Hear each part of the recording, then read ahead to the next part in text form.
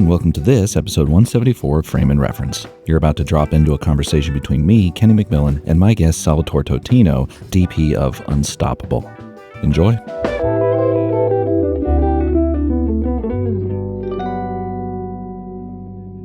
No, I was just telling Jack there, it was funny because, again, went to the screening for Unstoppable a couple weeks ago, but I went to ASU at the same exact time. So I was just watching the movie going like, that building wasn't there. That building wasn't there. Yeah. That wasn't the logo we used to use. But, There's a bit of that going on. It's like, what are we going to do? Can we afford to remove him, or will anybody really know? And no one would bother. Like sometimes that gets hard, Well, and it was just me being stupid and like, it's only because I remember those things going. Like, for instance, when I got to ASU, it was 2008, and they had just started their initiative for like sustainability and all of these things, and really blowing the school up in a good way, making it better and bigger. And so like just seeing like the parking lot solar panels and stuff, I was like, I remember when those went in, Oh, that's funny. That kind of thing. I don't think you're being hard at all. I think, we do try to be authentic when we can. And when you have the money, you go back and like really erase it and make it identical. Yeah. Unfortunately, we weren't in that position. It's especially for campus. Sort of scrutinize it. Hey, look, I did the offer. The right. TV is the offer. And when we shot the exterior of Columbo's social club, the backlot at Universal. Right. And literally next to the storefront was an alley. And then a street corner, like 25 feet away. And the AD's like, I'll have cars coming around the corner and blah, blah, blah. I have some bum in the alley. I'm like, no. I mean, that's Mulberry Street. Everybody knows that. We got to put a plug here. I got to put a fucking green screen over here. You can't have cars coming, showing him pictures of Mulberry Street, showing him like that shot in Donnie Brasco where they're walking across the street. I'm like, look, we got to try to make it at least look like New York. Right. No, it doesn't have to be exact, but we got to get it close. And we did that, against the producer's wishes, because it costs more money. But hey. Honestly, it was funny because when I started checking in on that stuff, the only thing I really pointed out in my head was we didn't really use that pitchfork logo. That was kind of new. Yes. And that took a long time to phase in. And there's that top shot of Don Cheadle meeting up with Anthony and they're on the basketball court in Wells Fargo Arena, and it says Pac-10. And I was like, yeah. And then but then it was the pitchfork, and I was like, no. Love the movie. I did actually want to ask you about sure, the offer, because I know I was supposed to interview, or maybe I wasn't, but Giovanni Ribisi as a DP. What did you guys talk about DP stuff at all? Yeah, let's talk about Giovanni. I met Giovanni years ago, Camera Maj. We were both judges on the main jury panel the year that Son of Saul was in it. And that you just reminded me of Son of Saul when you said you just saw that, Nicholas Boy, it was all POV, and a lot of Son of Saul kind of had that feeling to it. So we became friends there. He is always a huge camera buff. And, he started buying cameras. He owns film cameras, lenses, film scanners. Oh, wow. Motion picture film scanners. Yeah. And he builds, he's like a little mad scientist. He builds all these things. He's been working on a VistaVision camera. Like rebuilding one? Yeah, that Paul Thomas Anderson used on his latest film. Oh, wow. Yeah, which is pretty amazing. And, he's a proper nerd. He's a proper nerd, yeah. And he's a great guy. And when we did the offer, he sat on his couch for 2 months beforehand and ate a jar of peanut butter every day to gain that weight. And if you know him, he's like this. He's so cute. And he's since lost the weight. I saw his film. You should see it. It's fucking really beautiful. And it's really amazing. The first time DP, and for a little bit of money they had, and they shot on film, he did a great job. So I had asked Giovanni to come in and operate C camera on the wrestling. Mm. So he's an operator on Unstoppable Oh, wow. in the wrestling sequences. That's cool. Yeah. Yeah. So it was kind of nice sort of bringing him in, working with him on a different level that way too. Yeah. Was that a Yeah. trip for evereveryone? Like the Yeah, a actors and little bit stuff? like, Like, wait. because some people didn't realize, and all of a sudden they're like, is that Giovanni Ribisi on set? Because Ben Affleck, he's another camera nerd. Yeah. He owns a bunch of shitload of gear and lenses too. And Ben was originally going to come in and Dave play on C camera from time to time. But then because of the writer's strike, everything changed. So it was kind of funny when we were sending him pictures of Giovanni going, hey, to Ben going, this is your replacement. Right. I've actually mentioned a couple times on this podcast, I wanted to have like I did like Lens Month a few seasons ago where I was talking to like, kind of the lens experts in the field and whatnot. And then I want to do Colorist Month. I know I have, man, the lack of sleep is really killing me. What's her name? She's one of the most famous colorists. Yeah. Jill. I got Jill on the hook for it, but I've also wanted to do actors who are DP nerds. So like Ben was one of them, Giovanni was one of them. Yeah. Jolie's one of them apparently. Oh, really? Yeah. I was talking to another DP and he was like, "No, you got to get Angie on because she's like deep in that." And I was like, "No shit. Okay, yeah. I'll talk to her for an hour." But both Ben and I don't know about Jolie, but I know Ben and Giovanni, they both own gear. Yeah. They're really very knowledgeable. I know you bought like a S4 set a whole long time ago. Yeah, right? yeah. I have a full S4 set. You still have it? Yeah, I still have them. Actually, they're for sale if anybody wants to buy them. Well, because I was going to ask, do you think that's still as relevant now as it used to be? Yeah, I think so. Especially Super 35 and the, Alexa 35. It's perfect for that. I bought those lenses back in 2004. I meant lens ownership, not the S4s. The S4s are fantastic. Yeah. But lens ownership. Well, I mean, I bought those back in 2004 during before I did Cinderella Man. Mm. And I've only used them. They've only been in my hands. I never rented them out to anybody else. That was a time when there were very few lenses out there. Right. There was your typical Zeiss back then, and there was Panavision, and the Cooks had similar qualities to the Primos. And you couldn't own Primos. And I always shot Aeroflex cameras.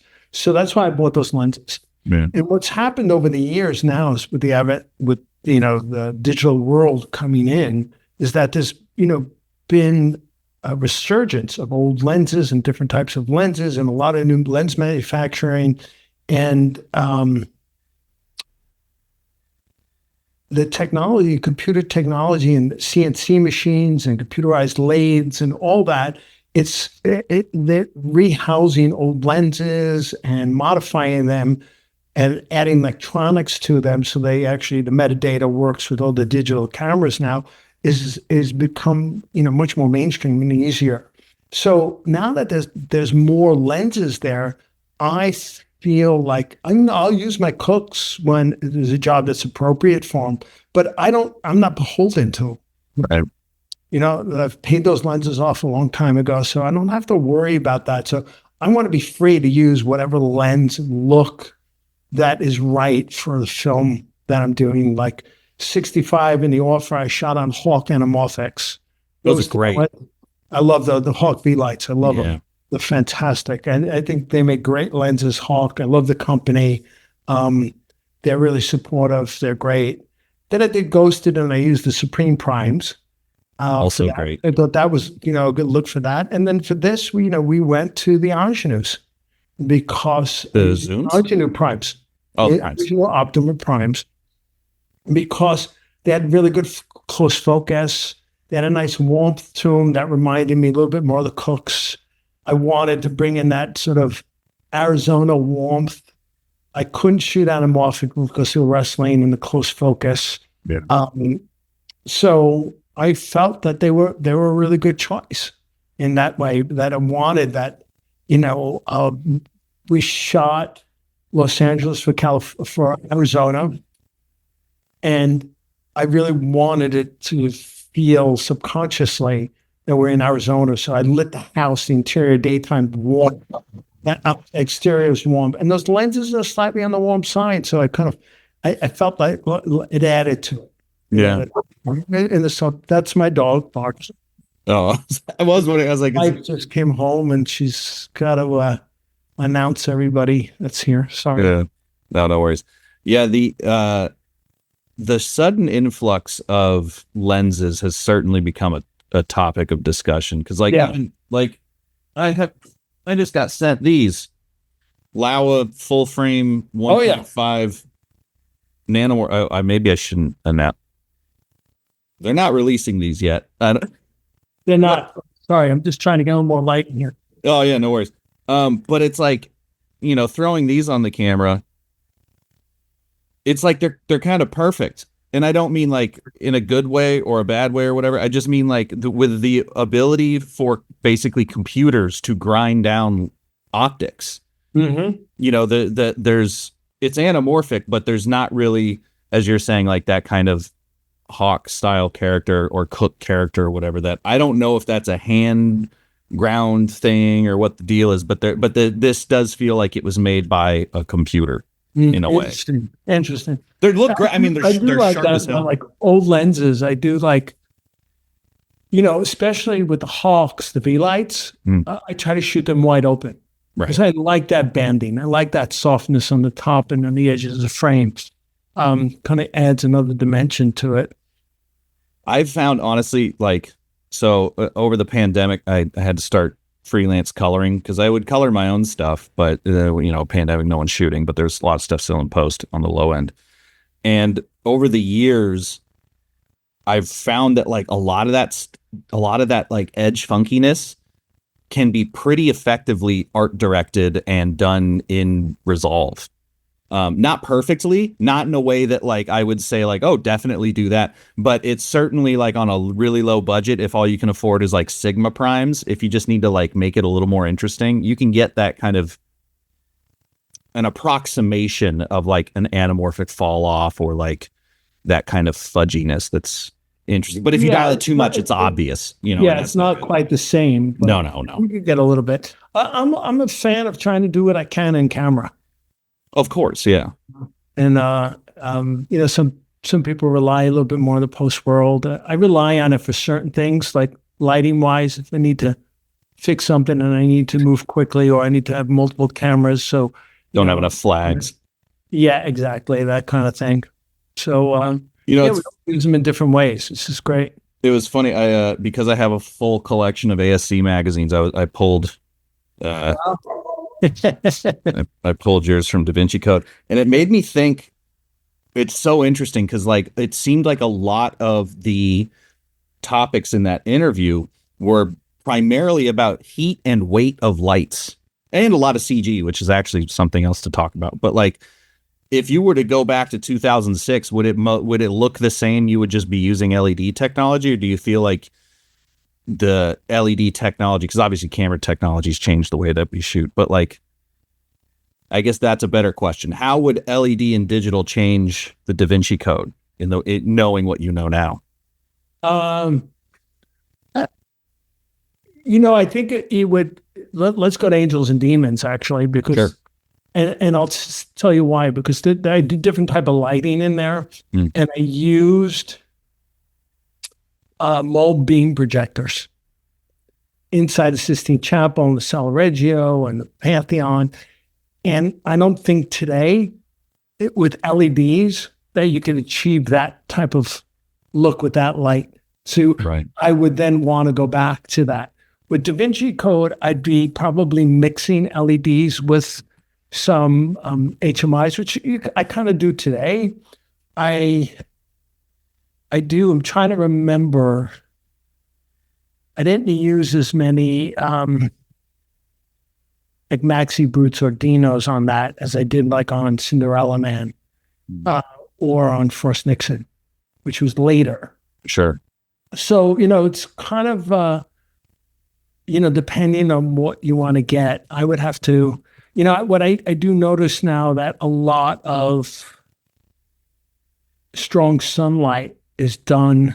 A lot of people take a lot of multiple sauces, whether they're cream sauces or, S60s or vortexes. I do love the cream sources. And put them together and stuff. And, you kind of get a nice, soft kind of sunlight. But if you wanted like a really hard punch, like a mobile beam projector would give you, or a Dino where you're kind of cross-checking narrow pars with medium pars, just mixed inside that light to give you that kind of shaft and that throw.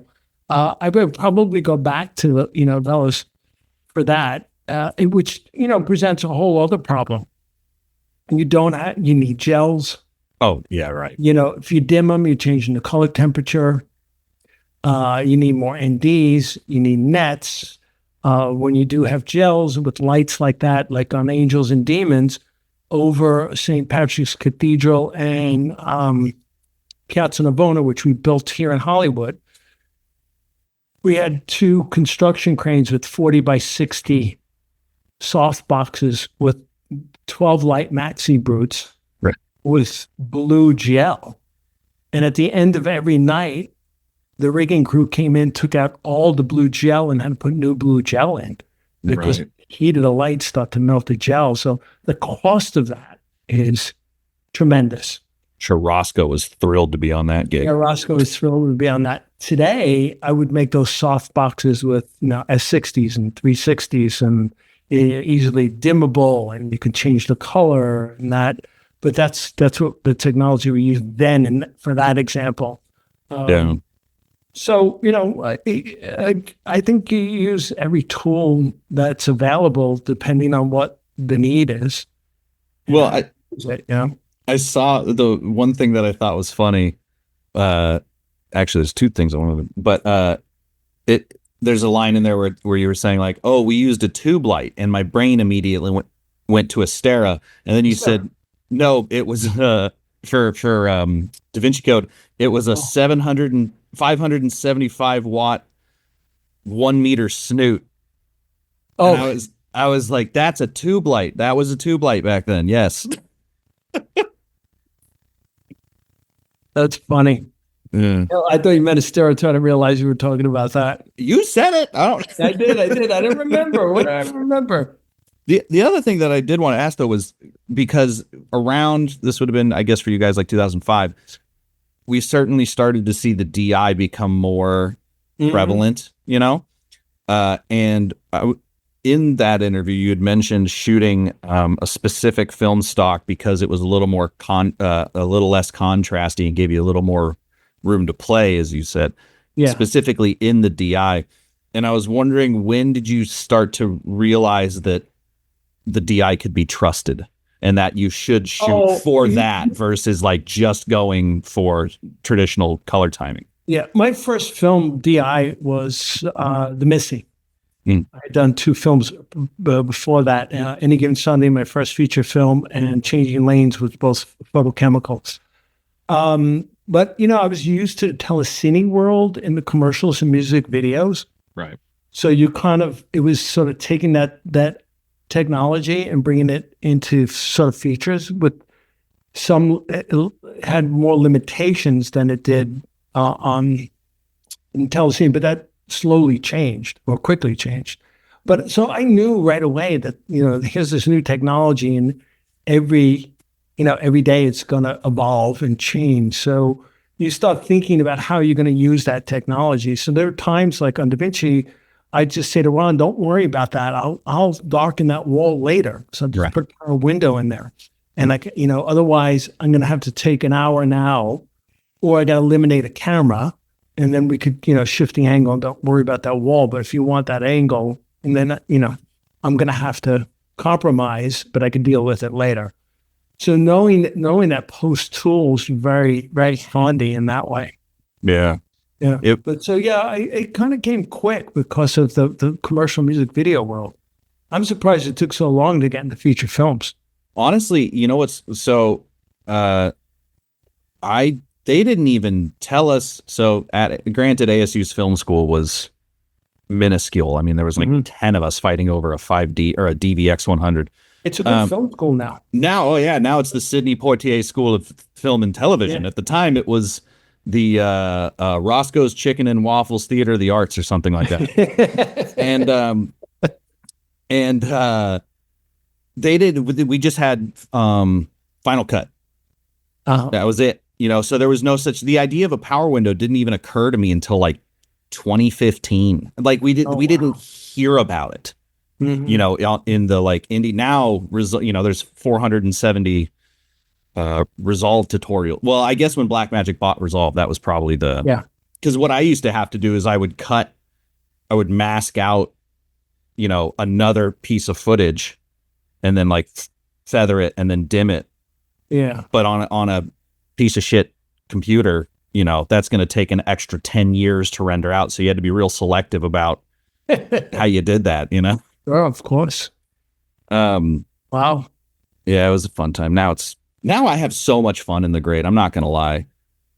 It's pretty amazing. It's a lot of fun to like, but I do think I will say level tracking grads and, like softening tools. And I mean, it just keeps it on and on and on and on as it keeps going. Well, and you get every time, like 6 months later, or a year later, you're doing another film, and then like the color's like, "Hey, check this out!" Some other new tools. Like, yeah. Hey. But also, it's like, at least for me, because I'm traditionally shooting my stuff and then editing and coloring it and delivering it to the client. But it's like I know what I got, and now I just get to see how much I can plus it up. Yeah. And then while I'm working on one project, I'm going back and using that old footage that I know, by heart, and seeing like, how can these new tools or new things I've learned, could I have done better? And sometimes the answer is no. And I'm like, okay, good. That's flash. That's not something that I need to focus on necessarily. That's helpful. I did want to ask about, cause you brought up, obviously we talk about Ron Howard. I watched, Ron Howard's, masterclass. I don't know if you've watched that. Well, I haven't seen it, but really good for anyone who is interested in it. It's very educational. Like, there's some that are more conceptual or perhaps not that helpful, but he literally runs through like, this is how I block a scene, which I thought was cool. But I was wondering, because you've done 4 films with him? 7, Jesus. I think so. What have you learned from him as a DP that's helped you on other gigs? Oh, I mean, he's a brilliant director, and he's somebody that is very focused, knows what he wants, understands about actually, getting extra so that he has the tools to restructure a scene if it isn't quite working out right, or if the length of the film is not running where he wants it to run and wants to restructure the film. He's got a toolbox of shots to go back to. So I learned a lot in regards to coverage with Ron. Mm-hmm. And I think it was great because we pushed each other a good deal. He was like on Cinderella Man, he was really concerned about putting the camera in the boxing ring. I'm like, I'm going to get in the ring with the camera. He goes, well, what if you get hit and it hurts one of the actors? I'm like, it's not gonna happen, because we're gonna work together. We're gonna understand the choreography. We're gonna make sure. And not once did anything like that happen. And you know how to box. Yeah, I do actually. I heard you say in a different interview. Yeah. Yeah. Slip a punch, it'll be all right. So the thing about Ron that you learn the most is about how to be really excited about what you do. Mm-hmm. He's been in this industry for close to 70 years. And he started out as a toddler, very much. And every day he comes to work like it's his first day. He's so excited to be there, so enthusiastic, so driven, that you realize you're working with somebody who loves what they do, because that's who they are, and it makes you rise to the occasion more and really look within yourself at who you are and who you want to be. And that's pretty amazing. And you learn, I mean, you learn everything about how a director communicates. Um, it's interesting, like when there's frustrating moments, how somebody could sort of lose their shit in a frustrating moment. And Ron sort of takes a breath and he thinks about it. And he comes back and he works on it. And he works on it with the actors or, with the technicians, depending if it's a technical thing or an acting thing. And learning that sort of patience is invaluable in that way.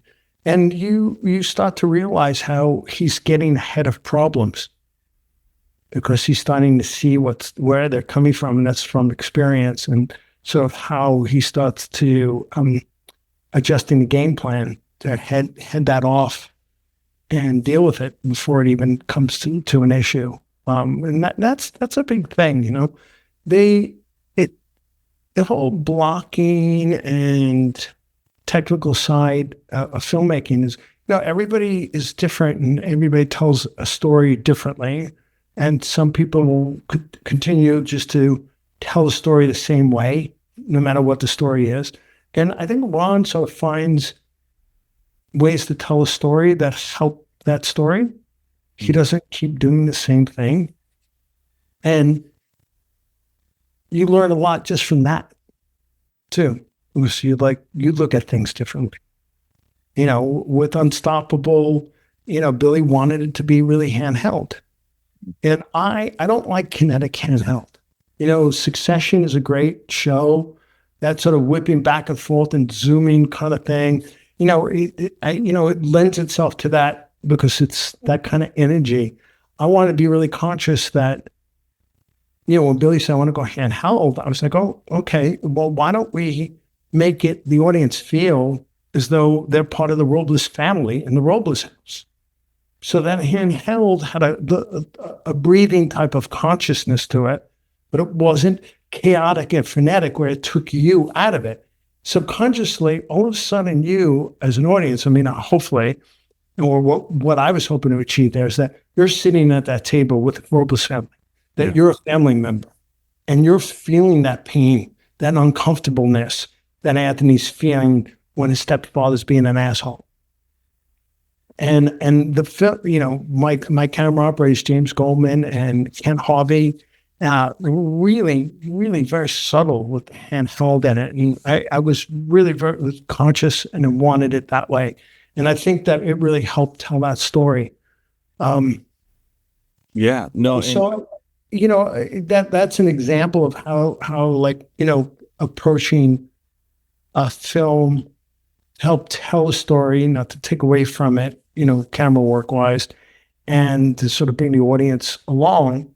And, that story could have been told differently from another director or another DP on how they want to tell that with the visual language of it. But that was our choice there. And Forrest Nixon was sort of similar in that way. It was a lot of handheld at Forrest Nixon. Yeah. Where Da Vinci and Angels and Demons was, a lot more traditional. Yeah. And you shot Unstoppable on the Venice? Venice 2, yes. Venice 2, yeah. Mm-hmm. Now, I unfortunately, like I said, I watched a lot of screeners.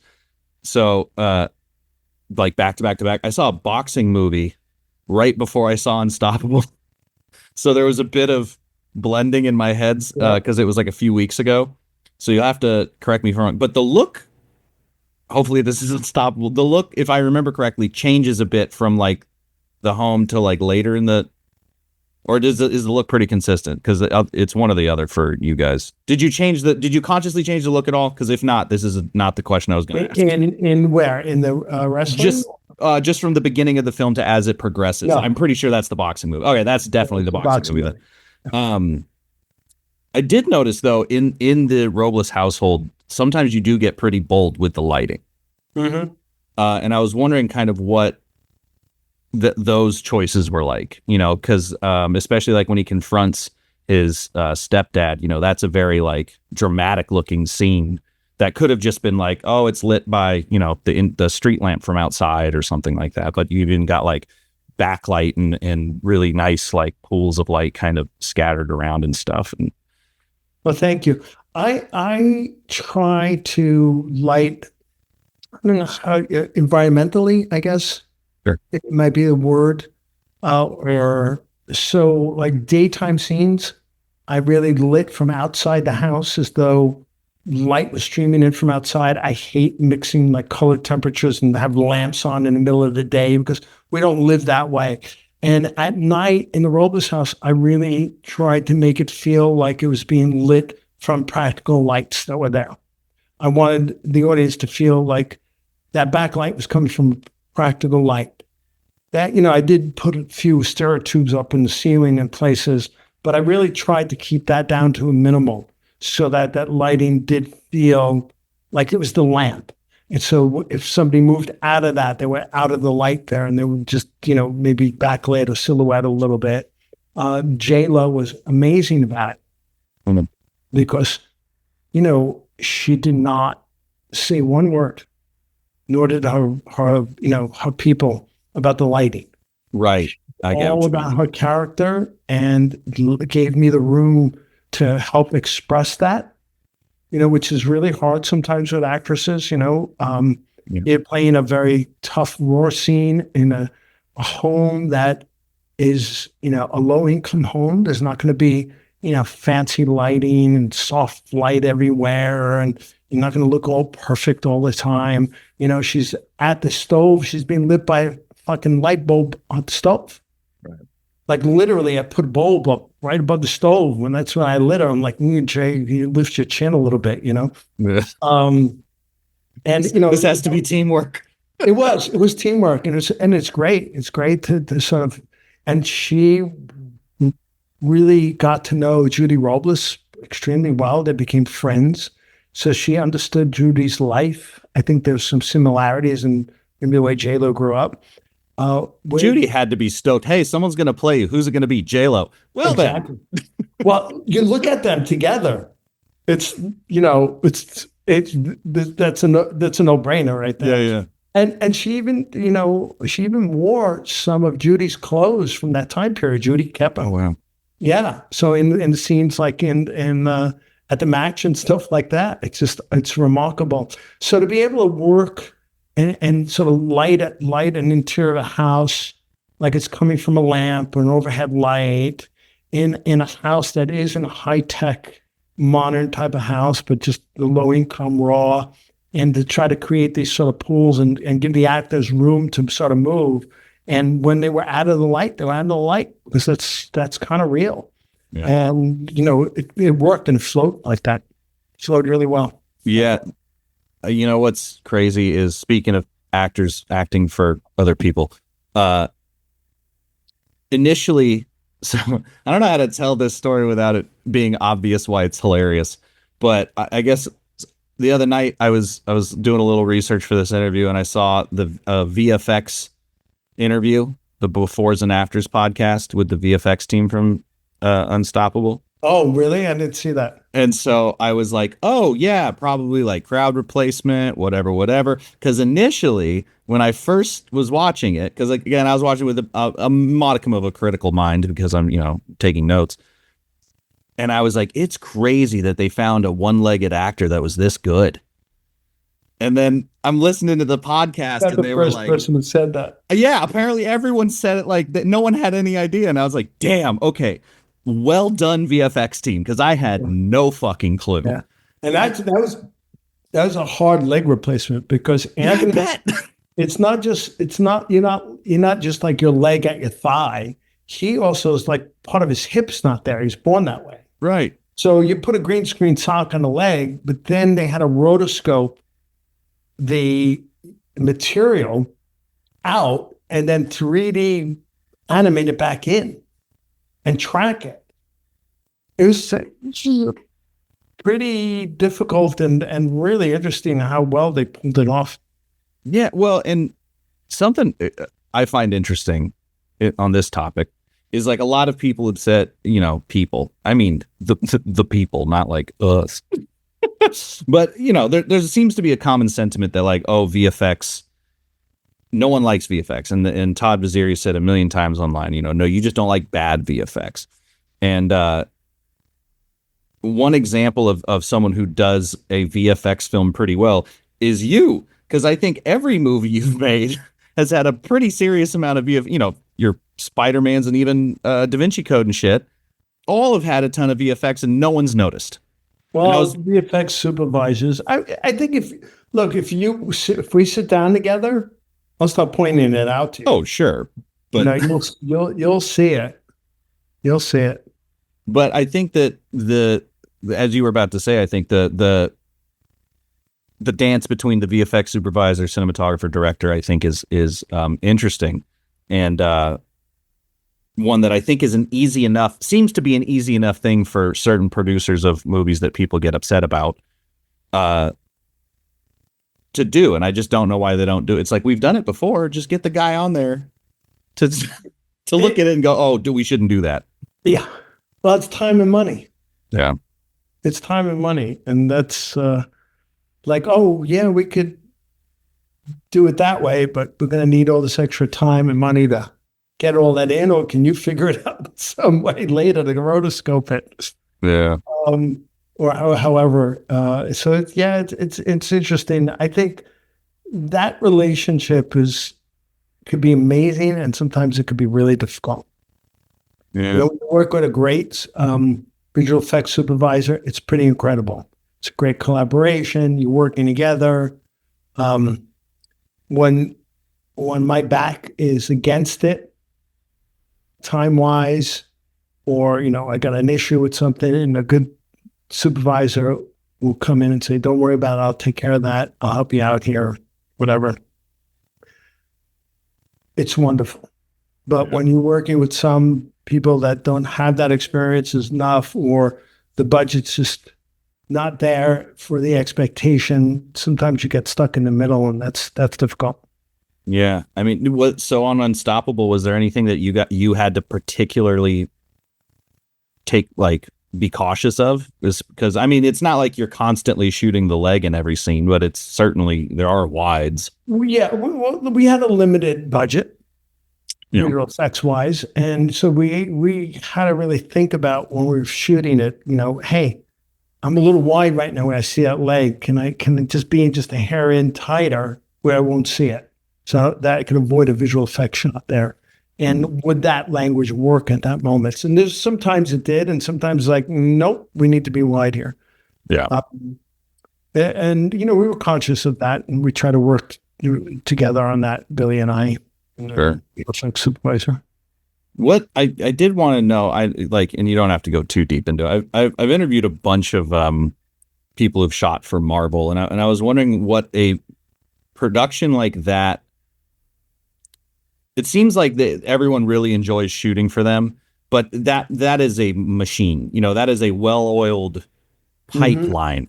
And I was wondering what your experience shooting, what was it, Homecoming, is versus like working for Ron Howard. It mostly in terms of just kind of the day-to-day mechanics of it, like the things that those massive tentpole films tend to bring with it that most other films don't. Well, I mean, the day-to-day mechanics are, those rules are pretty much laid in stone. You know that this is a big visual effects scene and needs green screen or blue screen, and you work in prep with the production designer, the visual effects supervisor, the director, and you're figuring out, okay, how big does that all need to be? How does I want that? What do I want that to look like? How am I going to need to light that? And it's kind of, it could be disorienting when you're shooting because you're in a blue or green world sometimes.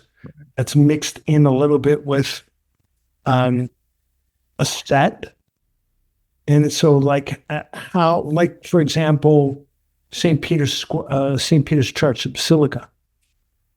All we had was an altar, a floor, and all green screen.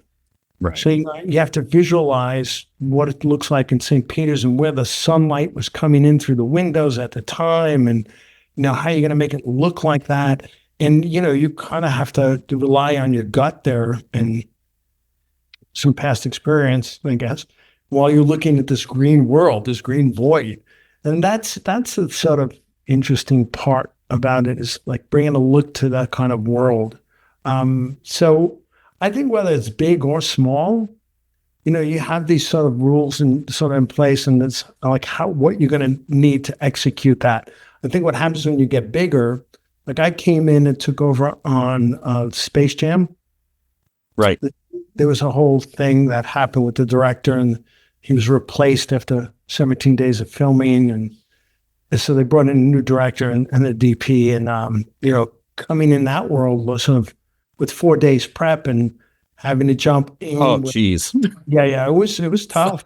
And jumping in with ILM and figuring out, the basketball, they had 130 motion capture cameras. And it was like, I had to learn all this stuff rather quickly and how it was being used. And then it's like, okay, this shot requires motion control. And we had to build another green screen stage, put a motion control crane arm on, and how we were going to move, LeBron and the crane, and, getting LeBron in a rig and, suspending him and moving the crane around him and all that. And that was, it was really challenging. And and that was happening on the fly too. Right. So Grady from ILM, I was really relying on the visual effects supervisor there a lot, saying, okay, Grady, what do we need to do this? Because this kind of seems like this to me. And he's like, all right, it's a combination of motion control and motion capture. I'm like, all right, okay, what do I need? What do you need from me motion control wise? You got the motion capture covered, blah, blah, blah. Okay, we can do this. We can use this under Milo or whatever and work with it that way. Yeah. So with 4 days of prep, that must have been a very educational experience. Oh, yeah. Oh, yeah. You know what it's like? It's like, okay, so you're in the military and you've done all your basic training. You've had wartime experience, Now all of a sudden, you're dropped into a war zone in the heaviest firefight. And you're like, okay, where's my team? Where are they? How do I get here? What do I do? Where are the radios? Yeah, exactly. And bombs are going off all around you. And you're like, oh, God. And you're figuring out, navigating. It's fun. I mean, it is fun. It could be, look, I like that kind of challenge. Yeah. Well, and it's Space Jam too. It's not like it's not a heady script. What's that?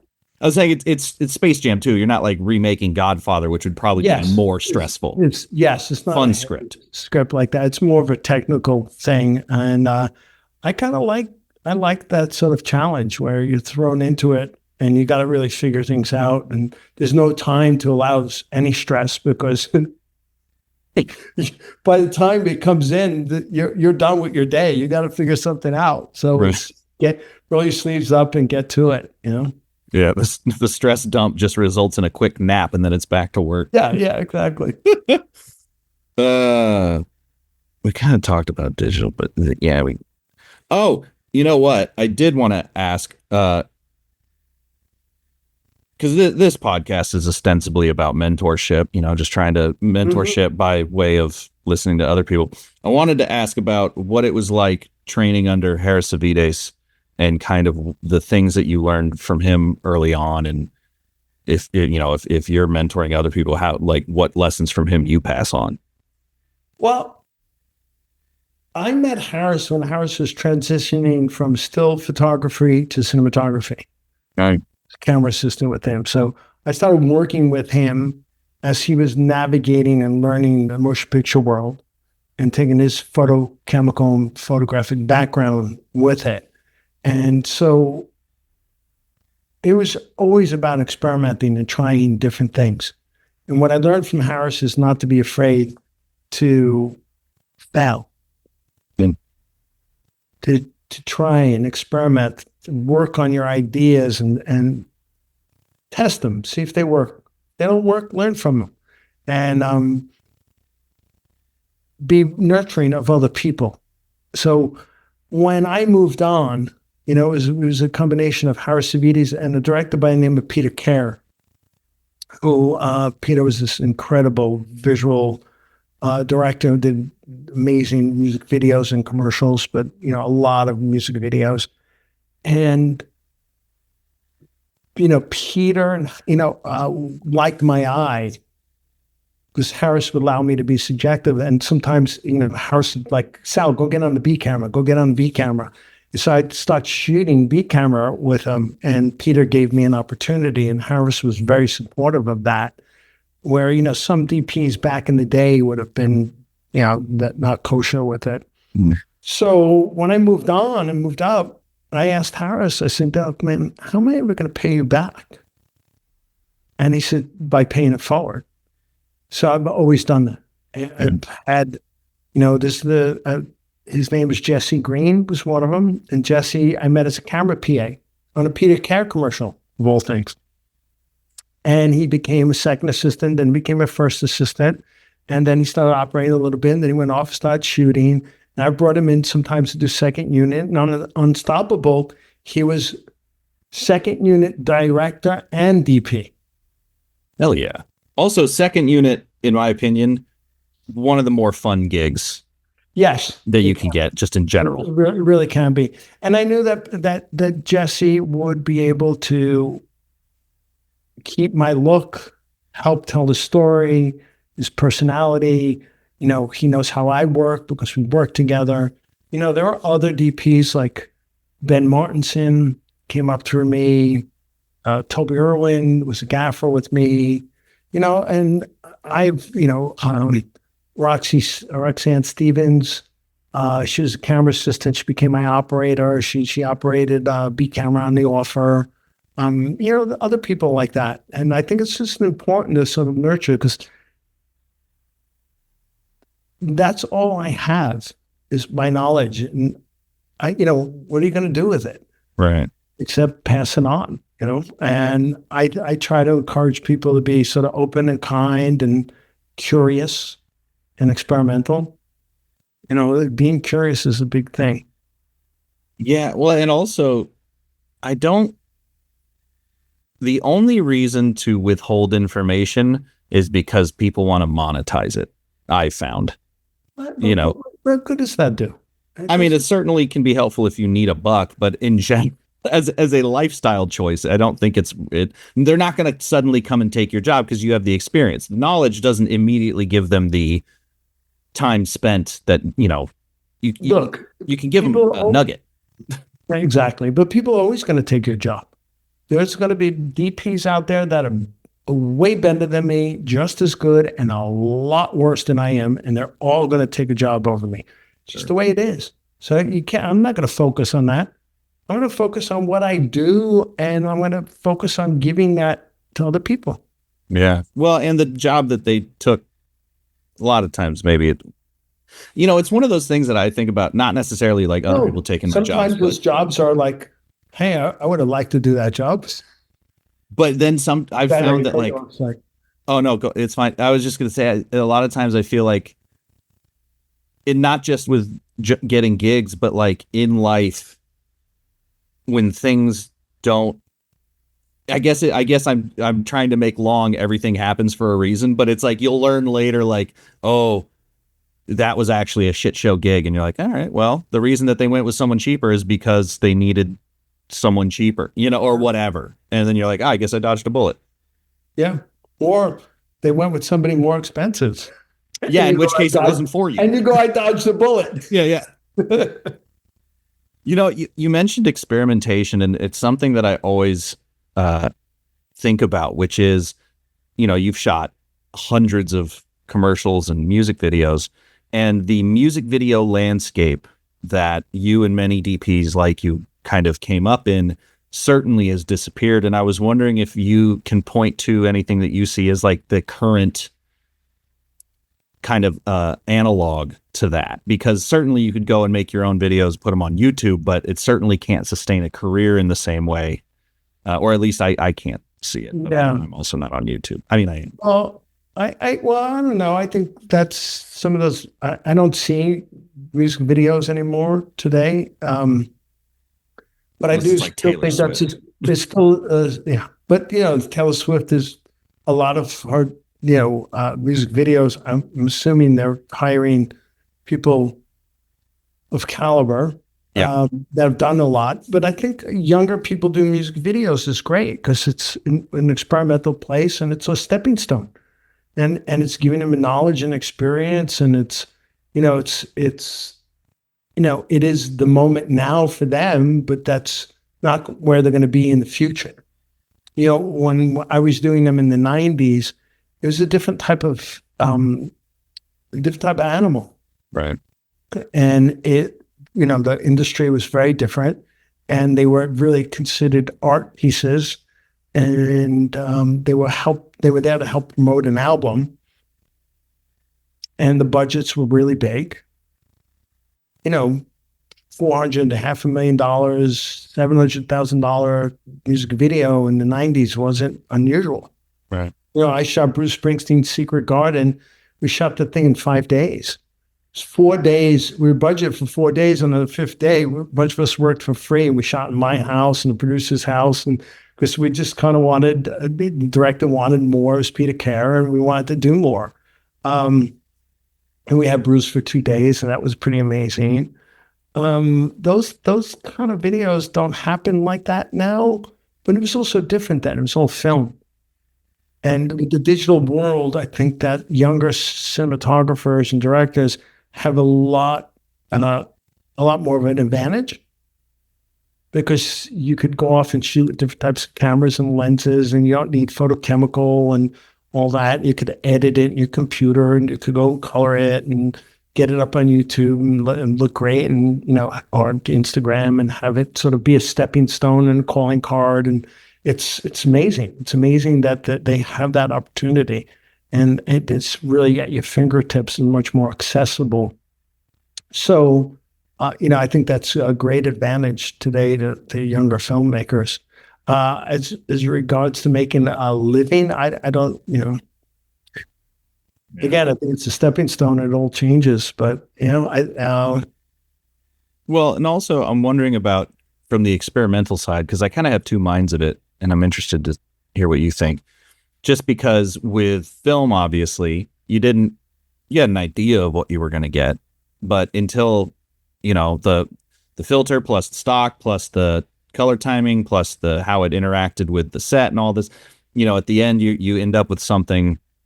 That element of like, let's see how this goes, I think is both personally, maybe enriching is the wrong word, but like exciting and makes you want to experiment. Whereas I feel like with digital, knowing what it's going to look like, which is great for feature film because you want to know what it's going to look like, but that spirit of experimentation might not feel the same. No, it doesn't feel the same, but you can find a different way to experiment, feel it. Like we did I did a band called Live, and we shot with Jake Scott the music video that launched them called Lightning Crashes. Yeah. And it was all in camera double exposures.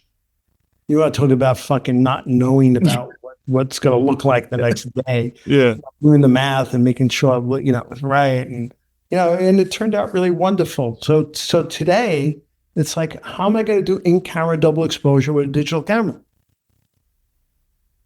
Right. I'm going to have to now experiment to find another way to do that. Yeah. Right. I don't know right off the top of my head. So my point is the experimentation is shifting because the tools have changed. Right. So how are you going to use those tools to make that different? Yeah. It's like when a sous vide came out for chefs. Right. And getting that water at a certain temperature and keeping it constant there, and so that and it's like, how did you do that before that? It's funny. It's speaking of film, the sous vide changed the way people developed film because you could keep your water at a consistent temperature and not get those weird fluctuations out of the tap or whatever. Exactly. Right. There you go. So, you're adapting tools to experiment in a different way. I think. I mean, I couldn't tell you off the top of my head. I would have to sit down and really start to play with ideas. Well, a lot of it's just in post, Yeah, some of it's in post, but then, having that knowledge of post or trying to do something and, can I shoot two digital images and then overlay one over the other to make it feel like that one's transparent, like a double exposure, and the other one's solid?